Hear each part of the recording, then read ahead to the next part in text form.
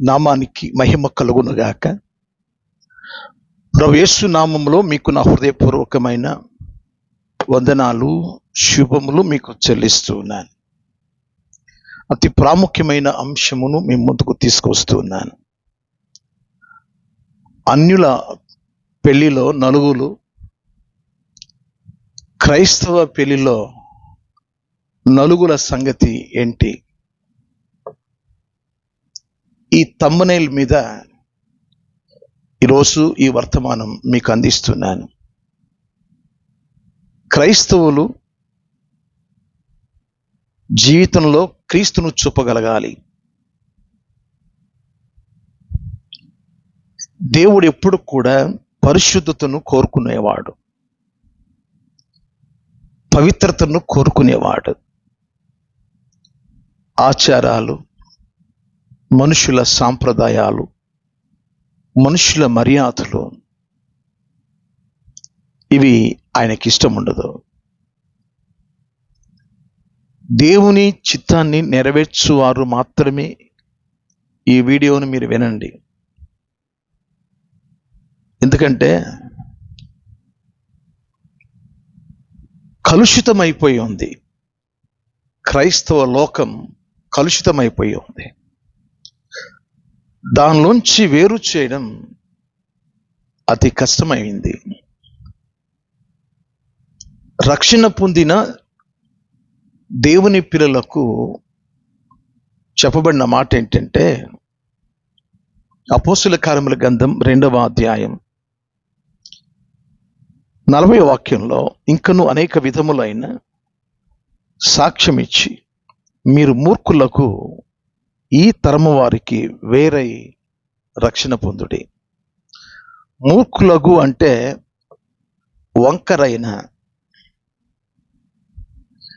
వంకరైన ప్రజలు ఎవరు అంటే క్రైస్తవులు కాని వారు, క్రీస్తును చూపలేని వారు. ఈరోజు మన జీవితాలలో ప్రభువును చూపగలగాలి. వివాహము అన్ని విషయములలో ఘనమైనదిగా దేవుడు మనకు తెలియచేస్తున్నాడు. పానుపు నిష్కల్మషమైనదిగాను ఉండవలెను. మనం హెబ్రీయులకు రాసిన పత్రిక 13వ అధ్యాయం 4వ వాక్యంలో, వివాహం ఎప్పుడు కూడా దేవుడు మెచ్చేటట్టుగా ఉండాలి. ఒక స్త్రీ పురుషుల యొక్క కలయిక దేవుని యొక్క ఇష్టానుసారంగా జరగాలి. ఆ కలుసుకునే విధానం పానుపు నిష్కల్మషముగా ఉండాలి, పవిత్రంగా ఉండాలి. ఘనమైనదిగా అంటే దేవుని చిత్తానుసారంగా జరగాలి వివాహం. సగం లోకం, సగం మేము క్రైస్తవులమండి అని, కొంత క్రీస్తు ఎలా చెప్పాడని అవేమీ లేని ఆచారాలు తీసుకొచ్చి క్రైస్తవులు ఎలా చేస్తారు. కాబట్టి వివాహ విషయాలలో ఏ రీతిగా అన్యులు వారి వివాహాలలో నలుగులు వేసుకుంటారో అదే నలుగుల పద్ధతి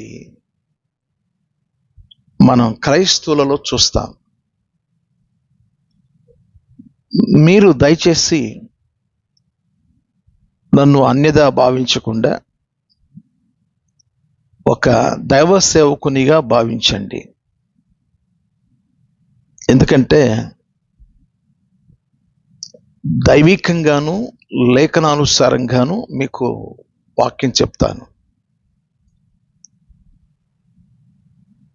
ఈ నలుగులు ఆచారాలు మనం ఏమనుకుంటున్నామంటే మన భారతదేశం అంతా ఉంది అనుకుంటున్నాం. నలుగులు భారతదేశం అంతా లేదు. చక్కగా సెల్ ఫోన్స్ వచ్చేసాయి. మీ సెల్ ఫోన్లో గూగుల్లో సెర్చ్ చేయండి, భారతదేశంలో నలుగుల కార్యక్రమాలు ఎక్కడ ఉంటాయని అడగండి. ఆ గూగులే చెప్తుంది. ఏమని చెప్తుందంటే, నలుగులు కేవలం ఆంధ్రప్రదేశ్, తెలంగాణ, తమిళనాడు మాత్రమే. 3 రాష్ట్రాలలో, భారతదేశ దక్షిణ ప్రాంతంలో ఉన్న ఈ 3 రాష్ట్రాలు నలుగులు అన్య ప్రజలు, హైందవ సహోదరీలు ఈ ఆచారాన్ని పాటిస్తారు. మనకు మరి ఆంధ్రప్రదేశ్, తెలంగాణ, తమిళనాడు ఉంది గనుక, మరి క్రైస్తవులు అందులో ఉన్నారు గనుక దాన్ని ఫాలో అయిపోతున్నారు. మూర్ఖులకు ఈ తరము వారికి వేరై రక్షణ పొందాలని చెప్పాడు. నాకు తెలిసిన ఒక పాస్టర్ గారు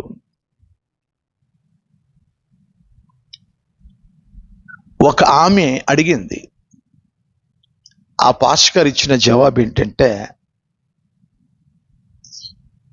ఎస్తేరు వేసుకోలేదా నలుగు? బైబిల్లో ఎస్తేరు నలుగు వేసుకుందంట. చరిత్ర చదవరు, ఏదో నోటుకొచ్చింది చెప్పడం జరుగుతుంది. ఆ సహోదరికి ఆ పాస్టర్ ఇచ్చిన జవాబు ఏంటంటే, అమ్మాయి ఎస్తేరు నలుగేసుకుంది కాబట్టి బైబిల్లో కూడా ఉంది నలుగేసుకోమని. ఎస్తేరును చేసుకోబోయే రాజు ఎవరు? పారసీక రాజు అహష్వరోష్. ఆయన అన్యుడు కాబట్టి ఆయన పెళ్లి చేసుకోవడానికి ముందు 1 సంవత్సర కాలం 6 నెలలు గోపరస తైలముతోను, 6 నెలలు సుగంధ వర్గములతోనూ వారిని సిద్ధపరిచి, వారికి స్నానాలు చేయించి, ఆ రీతిగా వారిని రాజుగారు నచ్చేటట్టుగా పెళ్లి కాని కన్యకలకు ఈ రీతిగా వారిని సిద్ధపరిచారు. ఎస్తేరు గ్రంథంలో 2వ అధ్యాయం 12వ వాక్యంలో ఉంది. సహజంగా ఈ అన్యులు ఆచారాల్లో నలుగు కార్యక్రమం ఉంటుంది. ఆ నలుగులు 3 రోజులు కానీ, 5 రోజులు కానీ, 7 రోజులు కానీ, 9 రోజులు కానీ, 11 రోజులు, 13 రోజులు, ఇలా సరిసంఖ్య కాకుండా ఇలా వేసుకుంటారు. వాళ్ళు పసుపులు పూసుకొని. ఇప్పుడు నేను మన క్రైస్తవులు అడిగితే, మన క్రైస్తవులు ఇచ్చే జవాబు ఏంటంటే, అసలు మలినమంతా చచ్చిపోద్దండి, వైద్యరీతిగా చాలా మంచిది పసుపు. పెళ్లికి ముందు అలాంటి పసుపు పూసుకొని నలుగు వేయడం ద్వారా వారు కాస్త పెళ్లి నాటికి కాంతి కనబడతారు, శుభ్రంగా కనబడతారు అని మన వాళ్ళు తోచింది చెప్తారు. 365 రోజులు కూడా పూసుకోవచ్చుగా,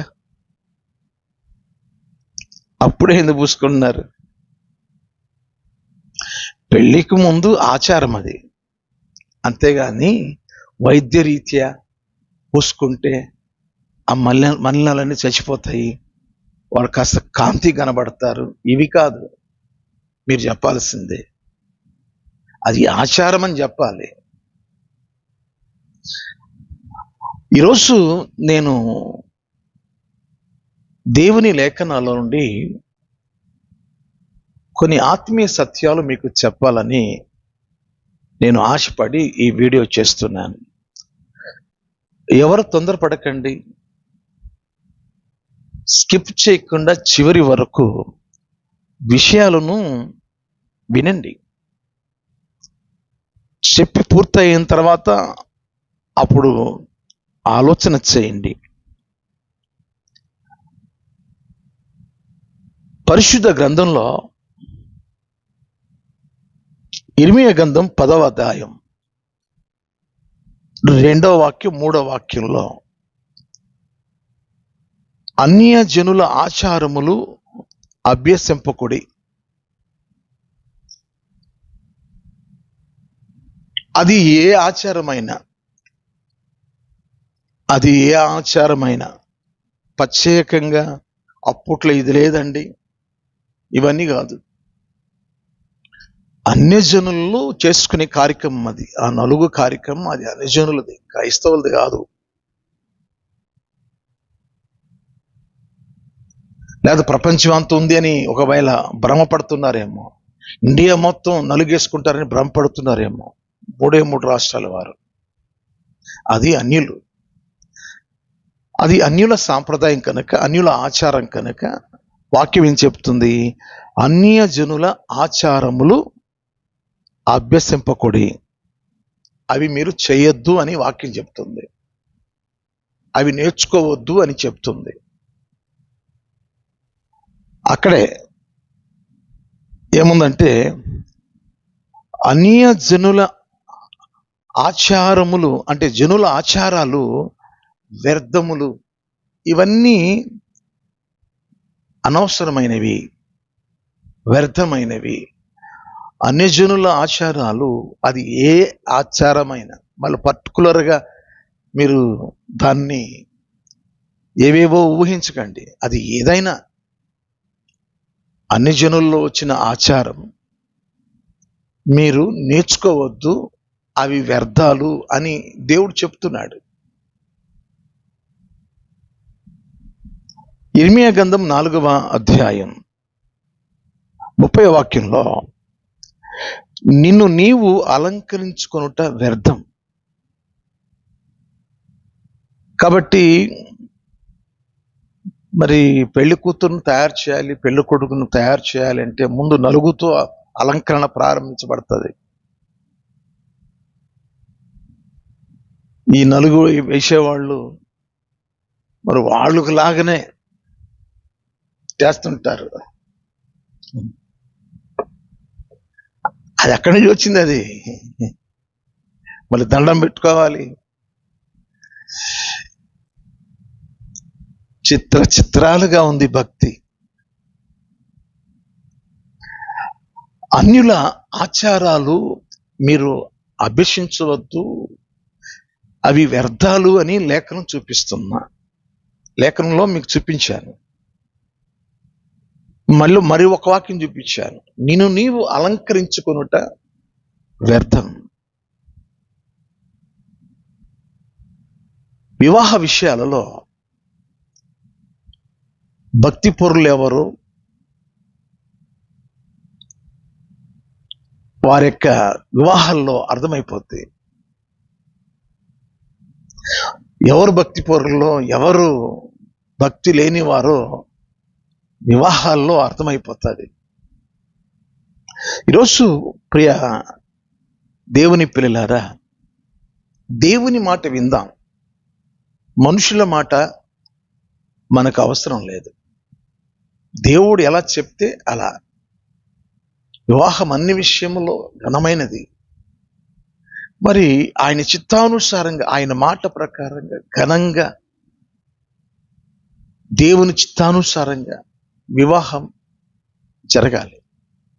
అన్యుల ఆచారాలు చేయొద్దు, నేర్చుకోవద్దు, అవి వ్యర్థము అని వాక్యం చెప్పింది. వాక్యం విందామా లేదా? మీకు మరొక వాక్యం చెప్తాను చూడండి. కొరింథీయులకు రాసిన 2వ పత్రిక 6వ అధ్యాయం 18వ వాక్యం. మనము జీవము గల దేవుని ఆలయమై ఉన్నాము, అందుకు దేవుడు ఇలాగూ సెలవిచ్చుచున్నాడు, నేను వారిలో నివసించి సంచరింతును, నేను వారి దేవునై ఉందును, వారు నా ప్రజలై ఉందురు. కావున మీరు వారి మధ్య నుండి బయలు వెడలి ప్రత్యేకముగా ఉండుడి. దేవుడు చెప్తున్నాడు, నేను మీ మధ్య సంచరిస్తాను, నేను మీలో నివసిస్తాను, కనుక మీరు వారిలో నుండి, అంటే లోకస్తుల్లో నుండి మీరు ఎలా ఉండాలి? బయలు వెడలి ప్రత్యేకముగా ఉండుడి. అంటే దాని అర్థం ఏంటంటే, వారికి మీకు ప్రత్యేకత ఉండాలి. దేవుడు ఏర్పరచుకున్న ప్రజలు పరిశుద్ధులు. మీరు దేవుని ఆలయాలుగా నేను ఏర్పాటు చేసుకున్నాను. మీ దేహం దేవుని ఆలయము అనియు దేవుని ఆత్మ మీలో నివసించుచున్నదనియు మీరు ఎరుగరా? ఈ దేహము అని ఆలయమును పాడు చేస్తే నేను వాడిని పాడు చేస్తాను అన్నాడు. కనుక పెళ్ళిళ్ళలో పసుపు అంటకూడదు. కొంతమంది పసుపు గింజలు చల్లుతారు. ఏంటో మూఢ ఆచారాలు, చెప్పినా వినిపించుకోరు, వినరు, అంత కల్తీ. ఈరోజు వారి మధ్య వెడలి మీరు ప్రత్యేకముగా ఉండమని దేవుడు చెప్పాడు. అంటే వారి ఆచారాల్లో కానీ వారి సాంప్రదాయాల్లో కానీ మీరు పాలుపంపులు పొందకుండా అన్నిట్లో మీరు ప్రత్యేకంగా ఉండాలి. అంటే ఒక విశేషమైన జనాంగంగా మీరు జీవించాలి. మీరు అలా చూపగలగాలి. మన దేవుడు పరిశుద్ధుడు. మన దేవుడు మన చేతికి ఇచ్చిన వాక్యం పరిశుద్ధమైనది. ఆయన ఆలయం పరిశుద్ధమైనది. ఆయన ప్రజలు పరిశుద్ధులు. ప్రతి విషయంలో పరిశుద్ధత పరిశుద్ధత పరిశుద్ధత అని మనం చూస్తున్నాం. మరి వివాహ విషయంలో కూడా పరిశుద్ధత ఉండాలి కదా. లోకస్తుల్లాగా మనం కూడా పసుపు పూసుకొని, పసుపు గింజలు చల్లుకొని, ఆ పసుపు నీళ్ళు చల్లుకొని నలుగేసుకుంటే మనల్ని ఏమంటారు? అన్యులు అంటారు, క్రైస్తవులు అనరు. ఒక విశేషమైన జీవితాన్ని జీవించమని వాక్యం చెప్తుంది. దేవుడు కోరుతున్నాడు. మూర్ఖులకు ఈ తరము వారికి వేరై, ఆ మూర్ఖులు అనే మాట దగ్గర పుట్టినట్లో ఏముంటదంటే వంకరైన. ఈ వంకర ప్రజల మధ్య మీరు వేరై రక్షణ పొందండి. నేను మీ మధ్య సంచరిస్తున్నాను గనుక మీరు వారి మధ్య నుండి వెడలి ప్రత్యేకముగా ఉండండి. ఒక విశేషమైన జీవితాన్ని మనం చూపాలి. కనుక ఈరోజు సూటిగా స్పష్టంగా ప్రభువారు మనతో మాట్లాడుతున్నారు. హెచ్కేలు గ్రంథం 20వ అధ్యాయం 18వ వాక్యాన్ని నేను చదువుతున్నా. వారు అరణ్యములో ఉండగానే వారి పిల్లలతో ఇలాగూ సెలవిచ్చి తిని, మీ తండ్రుల ఆచారములను అనుసరింపకయు. ఆనాడు ఇశ్రాయేలీయుల యొక్క ప్రజలతో మాట్లాడుతున్నాడు. మీ తండ్రులు ఆచరించినట్టుగా మీరు ఆచరించకండి. వారి పద్ధతులను బట్టి ప్రవర్తించొద్దు. వారు పెట్టుకున్న దేవతలను పూజించి మిమ్మల్ని మీరు అపవిత్రపరచుకొనక పరిశుద్ధులుగా ఉండమని దేవుడు కోరుతున్నాడు. ఈ అన్య ఆచారాలు, ఈ నలుగులు చేయడం ద్వారా అపవిత్రత మనకు అంటుకుంటుంది. అపవిత్రమైన కార్యములో మనం ఉన్నాము అని అర్థం. నేను వారిలో సంచరిస్తాను, వారి మధ్య నివసిస్తాను అని దేవుడు చెప్పుకున్నాడు. అంటే మన మధ్య ఆయన ఉన్నప్పుడు ఆయన చెప్పినట్టు కదా కార్యాలు జరగాలి. అందుకోసమే వారి మధ్య వెడలి మీరు ప్రత్యేకముగా ఉండుడి. ఈరోజు ప్రియ దేవుని పిల్లలారా, మన వివాహాలు ఘనంగా, దేవునికి ఇష్టంగా జరిగించాలి. నెక్స్ట్ యోబు గ్రంథం 15వ అధ్యాయం 18, 19 వాక్యాలు. జ్ఞానులు తమ పితరుల యొద్ద నేర్చుకొని మరుగు చేయక చెప్పిన బోధను నీకు తెలిపెదను. అన్యులతో సహవాసము చేయక తాము స్వాస్థ్యముగా పొందిన దేశములో నివసించిన జ్ఞానులు చెప్పిన బోధను నీకు తెలిపెదను. అక్కడ అన్యులతో సహవాసము చేయక, మనం ఎప్పుడైతే పరిశుద్ధులతో సహవాసం చేయకుండా,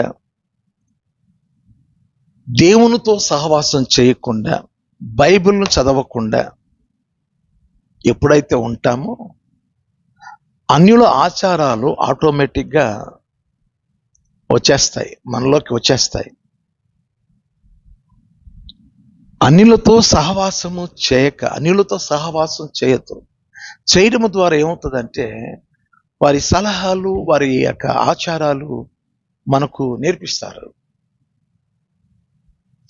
మనం దేవుని ప్రజలతో సాంగత్యం కలిగి ఉండాలి అని, మిగతా వాళ్ళని మనం వేరుగా చూడమని కాదని అర్థం. ఇతడి వారిని మనం గౌరవించాలి, ప్రేమించాలి. ఆచారాలు, పద్ధతులు వచ్చేలోగా మనము ఓ ప్రత్యేకమైన జీవితాన్ని మనం చూపించగలగాలి. బైబిల్లో ప్రభు ఏ రీతిగా జీవించమని చెప్పాడు, అలా మన జీవితాలలో మనం చూపగలగాలి. యెషయా గ్రంథం 2వ అధ్యాయం 6వ వాక్యం. యాకోబు వంశమగు ఈ జనము తూర్పున ఉండిన జనుల సాంప్రదాయములతో నిండుకొని ఉన్నారు. వారు ఫిలిష్తీయుల వలె మంత్ర ప్రయోగము చేయుదురు, అన్యులతో సహవాసము చేయుదురు, గనుక నీవు వారిని విసర్జించి ఉన్నావు. ఇశ్రాయేలులు ఆనాడు అన్యులతో సాంగత్యం చేసి, వాళ్ళు కూడా మంత్రాలు నేర్చుకొని వారి సాంప్రదాయాలు, జనుల సాంప్రదాయాలను ఆచరిస్తే దేవుడు వారిని విసర్జించాడట. కాబట్టి క్రైస్తవులలో కూడా ఈ 4 కార్యక్రమాలు జరుగుతున్నాయి అంటే దేవుడు ఆ ప్రజలను విసర్జించేశాడు అని అర్థం. ఆ ఆచారాలు పనికిరావు.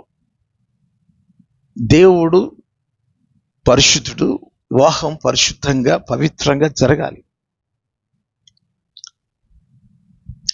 చాలా మంచి విషయాలను మనం నేర్చుకుంటున్నాం. ఒకసారి మీరు గూగుల్లో, సెల్ ఫోన్లో సెర్చ్ చేయండి, యూదులు నలుగు సాంప్రదాయం ఉందా? యూదులకు 4 సాంప్రదాయం. ఎందుకంటే మన పాష గారు చెప్పాడు కదా, ఎస్తేరు నలుగేసుకుంది, ఆమె కూడా యూదురాలు కదా. యూదులకు 4 ఆచారం ఉండదు. 4 ఆచారము ప్రపంచంలో ఈ 3 రాష్ట్రాల వారే ఈ 4 వేసుకుంటారు. అంటే ప్రాముఖ్యంగా రాష్ట్ర వ్యాప్తంగా ఈ 3 రాష్ట్రాల వారు 4 కార్యక్రమాలు, అది అన్యులు. మనం వాళ్ళ మధ్య ఉన్నాం కనుక ఆ సాంప్రదాయం క్రైస్తవులలో కూడా వచ్చేసింది. ఇప్పుడు నేను క్రైస్తవ బోధకునిగా ఆ సాంప్రదాయం మంచిది కాదని నేను చెప్తున్నాను. మీరు అనవసరంగా ఆ కామెంట్ బాక్స్లో అనవసరమైన కామెంట్ చేయకండి. నేను క్రీస్తు బోధ చేస్తున్నాను, అంతవరకే. మీరు రివర్స్లో అక్కడ కామెంట్ బాక్స్లో చేయకండి. ఒకవేళ ఈరోజు మీరు విన్న ఈ వాక్యాన్ని బట్టి నేను సరి చేసుకుంటానండి అంటే, అటువంటి కామెంట్స్ సరి చేసుకోమంటే మంచిది. మంచిగా కామెంట్ ఇవ్వాలి, ఎంకరేజ్మెంట్గా ఉండాలి, విమర్శనాత్మకంగా ఉండకూడదు. ఒకవేళ మీరు చేస్తే దాన్ని డిలీట్ చేయడం జరుగుతుంది. మంచిగా చెప్పేవారిని ప్రోత్సహించేటట్టుగా ఉండాలి. మీరు యూదులు నలుగు కార్యక్రమాల్లో వారు ఆచరిస్తారా అని అడగండి. చాలామంది పాస్టర్స్కి ఎస్తేరు నలుగు వేసుకుందని బోధిస్తున్నారు. యూదులకి నలుగు కార్యక్రమం లేదు, మరి వాళ్ళ పెళ్ళిళ్ళు ఎలా ఉంటాయి అని మీరు నన్ను అడిగితే ఒక చక్కని విషయాన్ని మీకు నేను చెప్తాను. చుప్ప అనే ఓ పెళ్లి పందిరి వేస్తారు, 4 కర్రలు పాతారు. అది హెబ్రీ భాషలో చుప్ప అంటారు. ఆ పెళ్లి మండపం మనలో అర్థమయ్యే భాష. తర్వాత కెతుబా అంటే పెళ్లి చేసుకోబోయే ఆ దంపతులు ఏం చేస్తారంటే ప్రమాణాలు చేస్తారు. ప్రమాణాలు చేసి వారి ధర్మాలను తెలియచేసి సంతకం పెడతారు. వివాహాన్ని గుర్తుగా వాళ్ళు ఉంగరాలు ధరిస్తారు. పెళ్ళి అయిపోయింది. ఈ యూదులు ఆ నలుగు ఆచారాలు కానీ అవేవి లేవు, వాళ్ళకు ఉండవు. మాటే, ప్రమాణాలే. ఈరోజు క్రైస్తవులుగా పిలువబడుచున్న మనమందరం ఈ నలుగు ఆచారం ఎక్కడి నుంచి వచ్చిందో తెలుసుకోవాలి. ఇది అన్య ప్రజలలో నుండి వచ్చినది. దీన్ని మనం ఏం చేయాలి? జనుల ఆచారములను అభ్యసించొద్దు అని వాక్యం మీకు చెప్పాను. జనముల ఆచారములు వ్యర్థములు అని కూడా చెప్పాను. నిన్ను నీవు అలంకరించుకొనుట వ్యర్థమే అని కూడా చెప్పాను. ఈరోజు క్రీస్తునందు నా ప్రియ దేవుని పిల్లలారా, క్రీస్తులో మనము నలుగు కొట్టబడాలి. క్రీస్తులో నలిగిపోవాలా. క్రైస్తవ జీవితం అంటే ఏంటంటే రోజు రోజు క్రీస్తులో నలగాలి.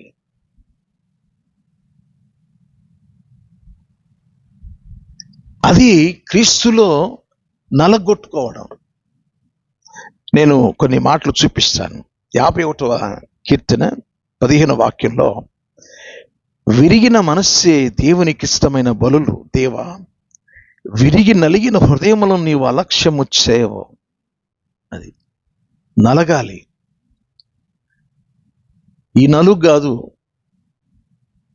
దేవుని కొరకు నలగాలి. అది చేత కదా, దేవుని కోసం నలగడం చేత కదా. దయచేసి ఆ నలుగు ఆపి దేవుని కొరకు నలగండి. దేవుని కొరకు నలగండి. దేవునికి అది ఇష్టమైంది. విరిగిన హృదయములను ఆయన చూస్తాడు. విరిగిన మనస్సు దేవునికి ఇష్టమైన బలులు దేవా, విరిగి నలిగిన హృదయములను నీవు అలక్ష్యము చేయవు. నలగొట్టుకోవాలి. నలిగిన హృదయం కావాలి. విరిగి నలిగిన మనస్సు, విరిగి నలిగిన హృదయాలు దేవుడు చూస్తాడు. 34వ కీర్తన 18వ వాక్యం, విరిగిన హృదయము గల వారికి యెహోవా ఆసనుడు, నలిగిన హృదయమును నీవు అలక్ష్యము చేయవు. విరిగిన హృదయం, నలిగిన హృదయం. పంట పండడానికి భూమి నలుగుతుంది, ఆ నలుగు పడాలి. దేవునికి ఒక పని చేయరు, ఒక పరిచయం చేయరు. దేవుని దగ్గరకు వచ్చి రోజు 1 గంట సేపు మోకాళ్ళు లేచి సంఘం కోసం, దైవ సేవకుల కోసం, అనేక మంది ప్రజలు పాపములో పడి జీవిస్తున్నారు, వారిని రక్షించడానికి దేవుని మందిరంలోకి వెళ్ళి 1 గంట సేపు, 2 గంటల సేపు నేను ప్రార్థన చేయాలని ఆ ప్రార్థనలో నలగాలి. మీకు ఒక సంగతి చెప్తాను. దేవునికి ఎవరంటే ఇష్టమో తెలుసా? యెషయా గ్రంథం 66వ అధ్యాయం 2వ వాక్యం, అవనియు నా హస్తకృత్యములు, అవి నా వలన కలిగినవని యెహోవా సెలవిచ్చున్నాడు. ఎవడు దీనుడై నలిగిన హృదయం గలవాడై నా మాట విని వణుకుచుండునో వానినే నేను దృష్టించుచున్నాను. ఎవడు దీనుడై నలిగిన హృదయం కలవాడై నా మాట విని వణుకుచుండునో వానినే నేను దృష్టించుచున్నాను. ఆ నలుగుబడాలి, నలగాలి, వణకాలి. దేవుని మాట విని భయముతో వణికేవాడు, నలిగేవాడు, వానిని నేను దృష్టిస్తాను. ఆ వ్యక్తి నాకు కావాలి అని దేవుడు కోరుతున్నాడు. ఈరోజు దేవుని సన్నిధిలో దేవుని కొరకు నలిగే అనుభవంలో మనం ఉండాలి. ఆ నలుగుడు పడాలి మనకు. దేవుని మాట విని నలగడం, దేవుని సన్నిధిలో భయపడడం, దేవుని వాక్యానుసారంగా జీవించడం, అటువంటి నలుగుబడాలి మనకు. లూకాసు వార్త 4వ అధ్యాయం 18-19 వాక్యాలు. ప్రభు ఆత్మ నా మీద ఉన్నది, బీదలకు సువార్త ప్రకటించుటకును ఆయన నన్ను అభిషేకించెను. చెరలో ఉన్న వారికి విడుదలను, గుడ్డి వారికి చూపును కలుగునని ప్రకటించుటకును, నలిగిన వారిని విడిపించుటకును, ప్రభు హితవచనం ప్రకటించుటకును ఆయన నన్ను పంపి ఉన్నాడు అని రాయబడి ఉన్న చోటు ఆయనకు దొరికెను. యెషయా గ్రంథం 61వ అధ్యాయం 1వ వాక్యంలో చెప్పబడిన ప్రభువుని గురించి చెప్పబడిన ఆ చోటు, ఆ వాక్యం, ఆ ప్రవచనం ఆయన చదివారు ప్రభుల వారు. నలిగిన వారిని విడిపించుటకు దేవుని కోసం అలసిపోవాలి, అరిగిపోవాలి, కరిగిపోవాలి, దేవుని కొరకు నలిగిపోవాలి. దేవుని కొరకు నలిగిన వారికి ఒకరోజు విడుదల ఉంది. అత్యున్నతమైన దేవుని సింహాసనానికి దేవుడు కొనిపోతాడు. ఎవరయ్యా పరలోక రాజ్యానికి వెళ్ళేది? విరిగి నలిగిన మనస్సు కలిగిన వారు, విరిగి నలిగిన హృదయం కలిగిన వారు, దేవుని కోసం నలిగిపోయిన వారు. అవును, లోకంలో సంతోషాలు ఉన్నాయి, అది లోకపు సంతోషం. దేవునిలో ఆనందించే ఆ సంతోషం పొందుకోవాలి, లోక సంతోషం కాదు.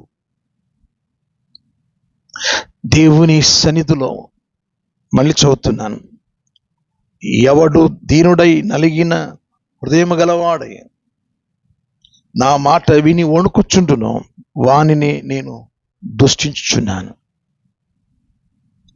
ఈరోజు చెప్పబడిన ఈ వాక్యాన్ని బట్టి భయపడి ఇక ఎప్పుడు కూడా నేను నలుగుకు, నేను లోక సంబంధమైన ఈ నలుగు కార్యక్రమాన్ని నేను ప్రోత్సహించను. ఒక మార్పులోనికి వద్దాం.